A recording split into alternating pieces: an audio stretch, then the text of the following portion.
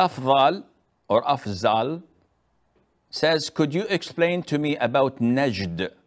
And when the Sahaba asked the Prophet ﷺ about our Najd, he said that the horns will appear from there. Please explain. That means Salafism and Wahhabism. Is that right? And refute Iraq being Najd. First of all, this is an issue. If you read the books of all the scholars from the time of the companions until recently, 200 or 300 years ago, you'll find no reference, none whatsoever, to the Najd that people talk about today. Why is that? See, Najd in Arabic means a high place. So Hijaz, Mecca and Medina, has Najd. Iraq has Najd. All these places has Najd to them, which is an area that is a hill or something that has a higher elevation than them. So this is called Najd. Now, we would like to understand, is Najd referring to Saudi Arabia, Riyadh, Al-Qasim, and the area in the middle region, so that we can understand? Or is it somewhere else? Before we go into explaining it, why are you asking? He says, because people say that all deviant thoughts and all evil acts come from Najd, where Saudi Arabia is today. And on top of the list is Salafism or Salafiyah and Wahhabism. So I said, okay, let us look at the hadith. When you look at the hadith of the Prophet ﷺ, he said, may Allah bless our Yemen and our Sham. And the companion said, what about our Najd, O Prophet of Allah? He repeated, bless our Yemen and Sham. And in the third time, he said, there comes the fitan, the trials and calamities come from there. And there is the horn of the devil. In a narration, the horn of the sun, which means it is in the east. So the scholars such as An-Nawawi, Ibn Taymiyyah, Al-Khattabi, the whole 9 yards of these scholars stated that this is in reference to the area between Bahrain and Iraq.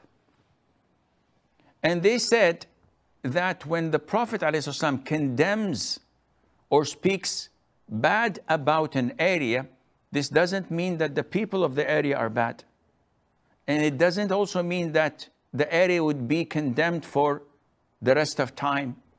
Yani for example, the hadith in Sahih Imam Muslim, the Prophet said, ﷺ, I can see fitna throughout your homes like the rainfall. Yani it will penetrate your homes. Who's he talking and addressing?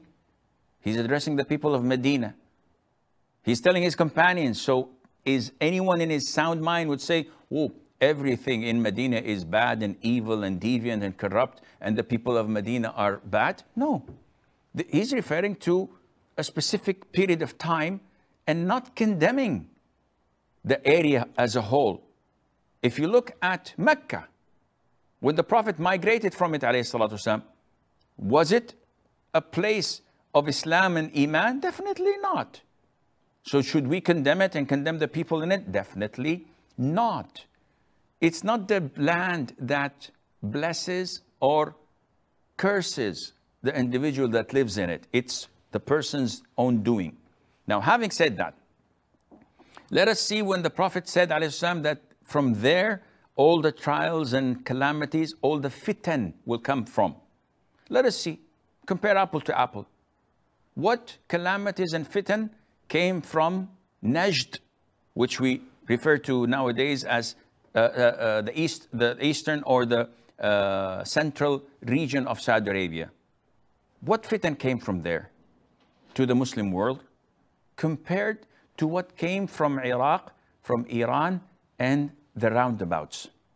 From there we had the Khawarij in Harura. We had Al-Jahmiyyah, who totally ignored Allah's beautiful names and attributes and worshipped vacuum. We had the Mu'tazila, who did what they did to Al-Hasan al-Basri in Basra, in Iraq. We had all the tribulations and all the wars and all the bad and deviant ideologies coming from Iraq. Until 200 or 300 years ago, no one ever referred to Najd as being the central region of Saudi Arabia. Only when Imam Muhammad ibn Abdul Wahhab came, who they claim is the founder of Wahhabism, and there's no such thing as Wahhabism. Muhammad ibn Abdul Wahhab did not bring any new fiqh, did not bring any new aqeedah. Simply, he spread the aqeedah of the Salaf. And the Salaf are the Prophet ﷺ, the companions, the Tabi'een, and the Tabi'it Tabi'een. That's it. Look and study his books and give me one point and say that this goes against Quran or Sunnah. He speaks only Quran and Sunnah.